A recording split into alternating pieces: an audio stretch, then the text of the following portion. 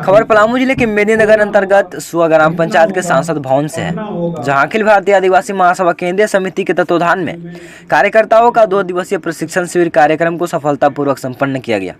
पहले दिन के प्रारंभ में अखिल भारतीय आदिवासी महासभा पलामू जिला द्वारा संचालित शिविर को केंद्रीय उपाध्यक्ष पलामू जिलाध्यक्ष त्रिपुरारी सिंह चेरो ने शिविर में उपस्थित केंद्रीय अतिथियों, जिला पदाधिकारियों, प्रखंड पदाधिकारियों सहित सभी प्रशिक्षकों एवं प्रशिक्षणार्थियों को अपने अभिभाषण द्वारा स्वागत किया। तत्पश्चात केंद्रीय महासचिव सुनील किस्कोटा, सचिव अजय सिंह चेरो, उपाध्यक्ष सुनील उरांव, कोषाध्यक्ष प्रताप तिर्की, राष्ट्रीय प्रशिक्षक फिलिप कुजूर, सुनील मिंज, ज्योति लकड़ा की मौजूदगी में शिविर का शुभारंभ करते हुए अखिल भारतीय आदिवासी महासभा के सैकड़ों प्रशिक्षणार्थियों को शिविर आयोजन के मुख्य उद्देश्यों की संक्षिप्त जानकारी देते हुए केंद्रीय अध्यक्ष जयप्रकाश मिंज ने कहा कि यह शिविर महासभा के सभी कार्यकर्ताओं को बौद्धिक, राजनीतिक, सामाजिक और सांगठनिक रूप से मजबूत करने में सहायक सिद्ध होगी। कालांतर से ही आदिवासी समाज का संपूर्ण क्षेत्र में गौरवशाली इतिहास रहा है, तभी तो विश्व पटल पर आदिवासी जीवन दर्शन को आज भी सर्वश्रेष्ठ जीवन दर्शन कहा जाता है। किंतु आदिवासी साम्राज्य पर बार बार कई विदेशी ताकतों के आक्रमण से हमारा साम्राज्य छिन छिन होता गया है और आज से लगभग 4000 वर्ष पूर्व हमारी सत्ता हमारे हाथ से छीन ली गई। आदिवासियों का गौरवशाली इतिहास, सांस्कृतिक और सभ्यता को नष्ट कर दिया गया। संपूर्ण भारतवासियों पर विदेशियों का शासन स्थापित हो गया तथा हम पर विदेशी सभ्यता थोप दी गई। प्रशिक्षक फिलिप कुजूर ने बड़े ही विस्तार पूर्वक आदिवासी साम्राज्य पर पहले विदेशी आक्रमणकारी आर्यों द्वारा सिंधु घाटी सभ्यता एवं हड़प्पा की संस्कृति नष्ट किए जाने के बाद हजारों वर्षों तक आर्यों का शासन रहा, फिर कई वर्षों तक मुगलों का शासन, इसके बाद अंग्रेजों के शासन ने आदिवासियों के इतिहास को समूला नष्ट करने का प्रयास किया गया। जबकि ज्योति लकड़ा ने आजाद भारत के संविधान में निहित समानता, न्याय, बंधुता, सामूहिकता और समता पर सुंदर व्याख्या करते हुए मूल्य उद्देश्यों के बारे में बताने के साथ आदिवासी जीवन दर्शन पर महत्वपूर्ण प्रकाश डाला। तो वहीं सुनील मिंज ने आदिवासी उपयोजना टीएसपी 1979, वन अधिकार कानून 2006, SC/ST atrocity act 1979, RTI 2005, CNT act 1908, SPT act 1949 के अतिरिक्त संविधान में निहित 5वीं एवं 6ठी अनुसूची की विस्तृत जानकारी दिया गया। जबकि सुनील किस्कोटा के द्वारा इन सभी प्रशिक्षकों द्वारा कानून तो बताए गए, किंतु अभी तक आदिवासी हित के लिए निहित संविधान की एक्ट को संपूर्ण रूप से लागू नहीं किया गया। इन सभी समस्याओं के समाधान के बारे में विधिवत जानकारी दी गई। शिविर में गढ़वा जिला में पलामू जिला समिति सहित दोनों जिले के सभी प्रखंड समिति के पदाधिकारियों ने भाग लिया व आयोजित शिविर से लाभान्वित हुए। वहीं कार्यक्रम के अंतिम दौर में कार्तिक उरांव की जयंती पर सामूहिक रूप से उनके तस्वीर पर पुष्प अर्पित कर याद किया गया। तो वहीं मौके पर अखिल भारतीय आदिवासी महासभा के पहल पर स्वास्थ्य विभाग के द्वारा आयोजित रक्तदान शिविर में रक्तदाताओं को स्वास्थ्य व परिवार कल्याण मंत्रालय द्वारा निर्गत रक्तदान प्रमाण पत्र देकर रक्तदाताओं को सम्मानित किया गया। आइए देखते हैं ग्राम पंचायत सुअर के सांसद भवन से आयोजित शिविर की ground reporting the news revolution संस्थापक अजय सिंह के साथ। News revolution. और इस वक्त मैं मेदिनीनगर सदर प्रखंड अंतर्गत ये सुआ ग्राम में उपस्थित हूँ, जहाँ पर अखिल भारतीय आदिवासी महासभा के बैनर तले 2 दिवसीय आवासीय प्रशिक्षण कार्यक्रम का आयोजन किया गया था, जिसका मुख्य उद्देश्य आदिवासी सत्ता समस्या, आदिवासी राजनीतिक समस्या और समाधान पर विशेष चर्चा आज की गई है और इससे संबंधित लगातार 2 दिन की प्रशिक्षण कराई गई है। हमारे बीच अखिल भारतीय आदिवासी महासभा के केंद्रीय महासचिव सुनील किस्कोटा जी उपस्थित हैं। मैं इनसे जानने का प्रयास करूंगा, इनसे सवाल करूंगा कि आज के इस प्रशिक्षण का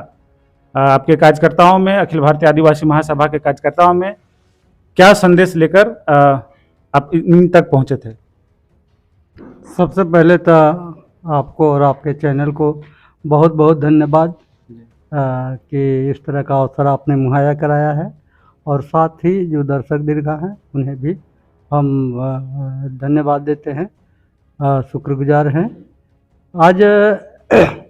अखिल भारतीय आदिवासी महासभा की केंद्रीय कमेटी के द्वारा आहूत 2 दिवसीय प्रशिक्षण शिविर आदिवासी राजनीति समस्या और समाधान पर किया गया, जिसका एक कोशिश दिख रहा है कि तमाम जो संगठन के अगुवा साथी हैं, चाहे वह केंद्रीय कमेटी के साथी हों, जिला कमेटियों के साथी हों या प्रखंड के अध्यक्ष सचिव हों, तमाम लोगों की भागीदारी हुई है और इस प्रशिक्षण शिविर से उन्हें बहुत ही लाभ मिला है। क्योंकि केंद्रीय कमेटी बनने के बाद यह केंद्रीय कमेटी के द्वारा पहला प्रयोग चल रहा है कि अपने संगठन के पांत को किस तरह वह शिक्षित करे और राजनीति, आदिवासी राजनीति से लैस करे, उसकी समस्या और उसके लिए समाधान का रास्ता तलाशे। तो निश्चित रूप से एक फायदा मिला है और निश्चित रूप से एक बड़ा संगठन को आगे बढ़ाने में सबकी भूमिका बनेगा इस प्रशिक्षण शिविर के बाद, और एक उत्साह का संचार हुआ है और इससे पूरे पलामू प्रमंडल में संगठन मजबूत होगा। अखिल भारतीय आदिवासी महासभा एक मजबूत स्थिति में खड़ा होगा। चूँकि आपने राजनीतिक की बात करी, आदिवासी राजनीतिक समाधान और समस्या पर आपने चर्चा की बात की, तो एक चीज़ आपने अपने वक्तव्य में एक चीज़ चर्चा किया था कि जैसे जयपाल सिंह मुंडा, मरनगोम के जयपाल सिंह मुंडा के नेतृत्व में भी ऐसे आदिवासी संगठन खड़ा की गई और आदिवासी पार्टी की भी संरचना की गई। साथ ही साथ आपने इंजीनियर अब कार्तिक उरांव साहब की चर्चा किया, उसमें भी उन्होंने झारखंड को या फिर राजनीतिक आदिवासी को आगे बढ़ाने के लिए कई राजनीतिक पार्टियां उन्होंने भी खड़ा किया, संगठन को तैयार किया। ये अखिल भारतीय आदिवासी महासभा संगठन उन दोनों महान पुरुषों से क्या सीख लेता है और उनके मार्गों पर किस तरीके से चलने को प्रशस्त होता है? अखिल भारतीय आदिवासी महासभा इस बात को मानती है कि जिस तरीके से दलित मूवमेंट का नेतृत्व डॉक्टर भीमराव अंबेडकर साहब ने किया और दलित समाज के सबसे बड़े नेता के रूप में उभरे और वह देश विदेश में वह विख्यात हुए, उसी तरीके से मरनगोम के जयपाल सिंह मुंडा आदिवासी मूवमेंट को आगे बढ़ाने में एक भूमिका का निर्वहन किया है और उसमें आदिवासियों का प्रथम गुरु हैं, राजनीतिक गुरु हैं। जहाँ से आदिवासी राजनीति की शुरुआत अगर हुआ है तो वह मरनगोम के जयपाल सिंह मुंडा के नेतृत्व में हुआ है। जिस तरीके से हम लोगों ने देखा कि 1920 में छोटा नागपुर उन्नति समाज का गठन किया गया और 1938 में अखिल भारतीय आदिवासी महासभा का गठन किया गया, जिसका नेतृत्व मरनगोम के जयपाल सिंह मुंडा ने किया और उनके नेतृत्व में रांची जैसे शहर में लाखों लाख लोग की उपस्थिति हुई, भागीदारी हुई। उनके जनसभाओं में 4-5 रोज पहले से ही लोग आकर डेरा डाले हुए थे। तो इस तरह का एक माहौल बना था और कांग्रेस जिस समय जो है कि आज़ादी की लड़ाई लड़ रही थी, कांग्रेस को लग रहा था कि मरनगोम के जयपाल सिंह मुंडा के नेतृत्व में रांची जैसे जगहों पर लाखों आदिवासियों का भीड़ इकट्ठा नहीं होगा, इसलिए वो मानते थे कि इनकी पढ़ाई इंग्लैंड में ऑक्सफोर्ड में हुई थी और ऑक्सफोर्ड में पढ़ा हुआ विद्यार्थी नौजवान कैसे जंगल पहाड़ों में जाकर आदिवासियों को संगठित करेगा, यह उनके लिए जो है कि कल्पना से बाहर की बात थी। लेकिन जैसे ही वहाँ लाखों लोगों को की भीड़ हुई और उस जनसभा को जयपाल सिंह मुंडा ने संबोधित किया तो निश्चित रूप से कांग्रेस को ये भ्रम था कि जयपाल सिंह मुंडा के नेतृत्व में यह बड़ा कार्यक्रम नहीं हो सकता है और झारखंड में जयपाल सिंह मुंडा कांग्रेस के लिए एक सरदर्द बन के उभरे थे, क्योंकि वह एक ताकत के रूप में खड़े हुए थे और लाखों लाख आदिवासियों का वो नेतृत्व कर रहे थे,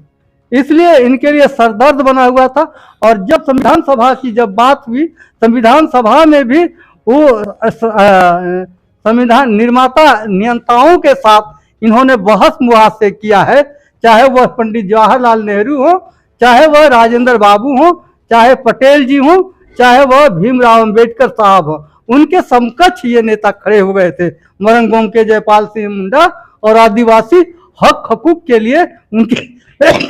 हितों के लिए जबरदस्त तरीके से संविधान सभा में इन्होंने बहस किया। यहाँ तक इन्होंने कहा कि हम आदिवासी हैं और आदिवासी कहलाने में हमें फक्र होता है, इसलिए संविधान में आदिवासी शब्द ही जोड़ा जाना चाहिए। लेकिन ये साजिश के तहत आदिवासी शब्द को विलोपित किया गया और अनुसूचित जनजाति को स्थापित करने का काम किया गया। इस षड्यंत्र का शिकार मरंगोम के जयपाल सिंह मुंडा हुए और पूरा झारखंड की जनता, पूरे आदिवासी समाज भी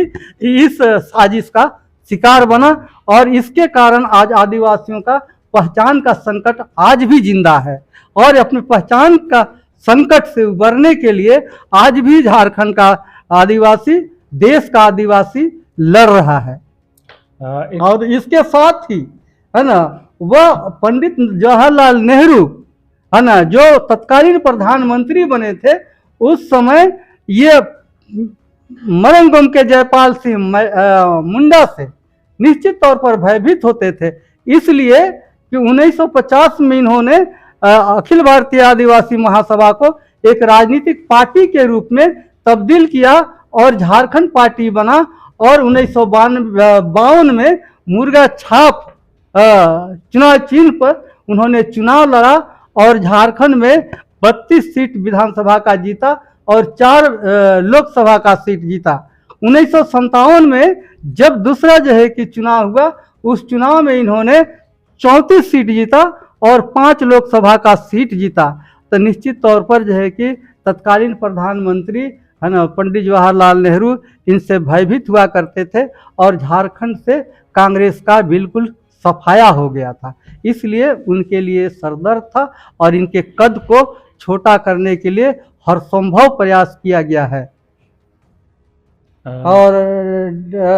और इनके कद को छोटा करने के लिए ही इनके विकल्प के बतौर इंग्लैंड में नौकरी करने वाले इंजीनियर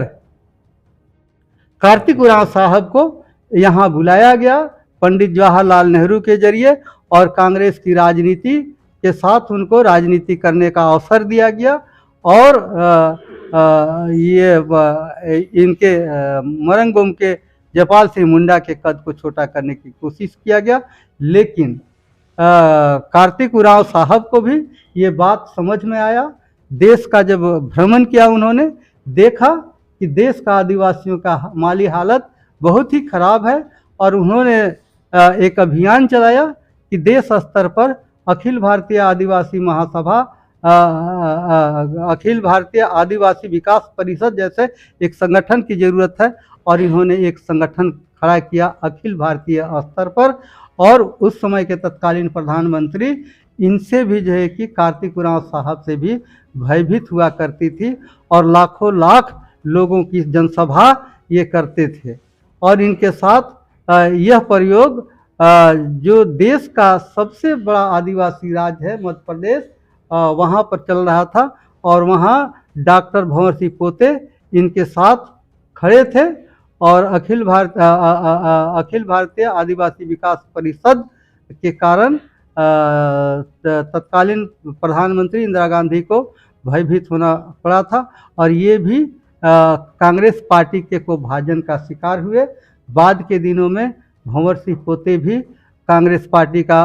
को भाजन के शिकार हुए। तो हम देखते हैं कि आदिवासी राजनीति की जब बात हम करते हैं तो निश्चित रूप से यहाँ का रूलिंग क्लास, शासक वर्ग आदिवासियों के महान नेताओं को है ना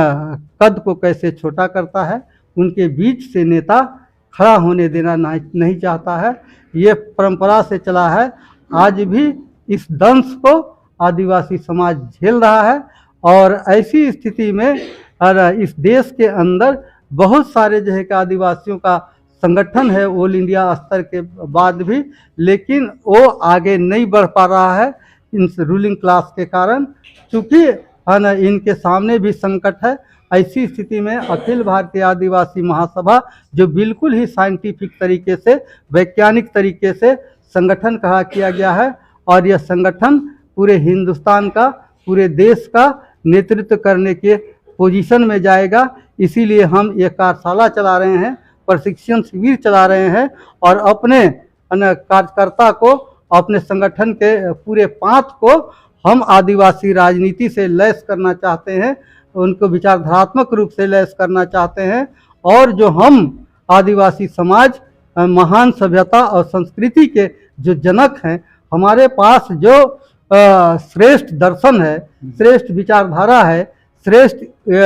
आइडियोलॉजी है, इसका हम वाहक हैं। और इस तरह का जो है कि संगठन हम चला रहे हैं, निश्चित रूप से जो है कि हम आने वाले दिनों में एक बड़ा छतरी का काम करेंगे और देश के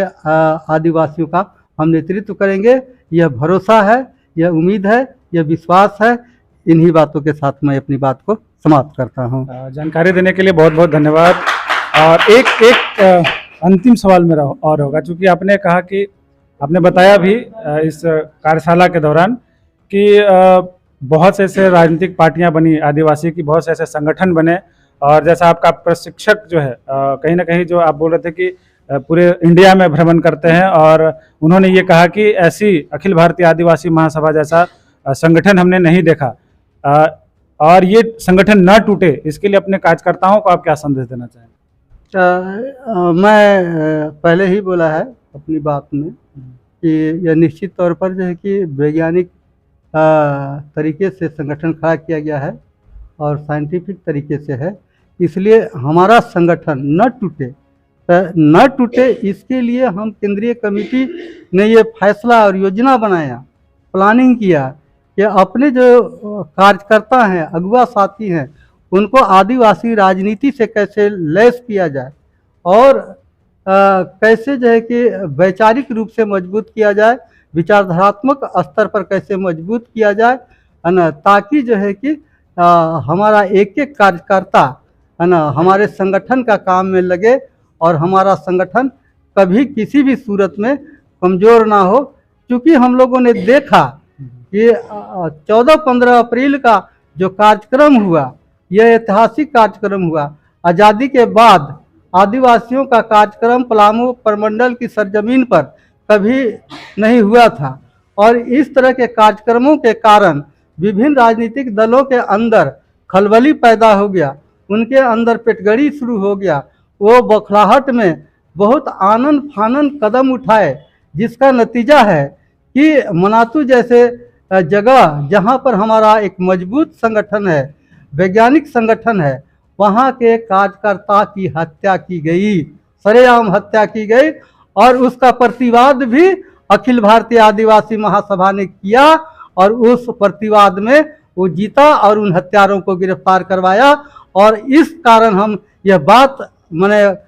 पक्के ढंग से कह सकते हैं कि वह मनातू प्रखंड पांकी विधानसभा के अंदर आता है, और पांकी विधानसभा भाजपा का है। भाजपा वहां से हारेगी, और इस हराने में अखिल भारतीय आदिवासी महासभा का एक महती भूमिका होगा। इसलिए यह कार्यशाला भी एक महत्वपूर्ण रोल अदा करेगा, और इसलिए इस कार्यशाला का महत्वपूर्ण जगह है। चलिए, जानकारी देने के लिए बहुत बहुत धन्यवाद। आप देख रहे थे द न्यूज रेवोल्यूशन सुआ ग्राम से। आज 2 दिवसीय अखिल भारतीय आदिवासी महासभा प्रशिक्षण कार्यशाला से ग्राउंड रिपोर्टिंग। मैं अजय सिंह, कैमरामैन धर्मेंद्र के साथ द न्यूज रेवोल्यूशन।